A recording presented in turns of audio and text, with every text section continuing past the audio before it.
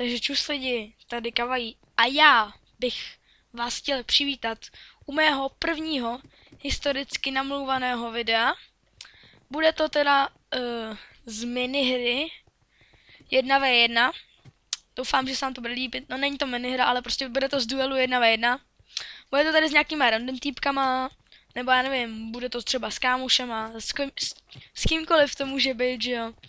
A někdy to budu namlouvat, někdy tam hodím nějakou písničku, doufám, že se vám to bude líbit, bude to vždycky tak 2minutový video, akorát, že to bude vždycky takhle bez úvodu, jenom jsem vám to chtěl takhle narychlo říct.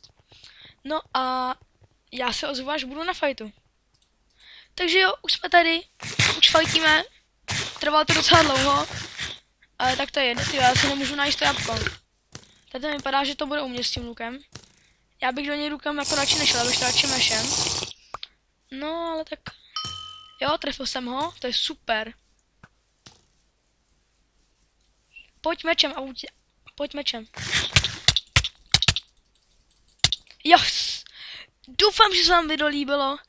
Rozkombili jsme si ho. Párkrát nás hitl, ani nevím, kolik jsme měli hápek. Doufám, že se vám to líbilo a čus, já se s váma loučím.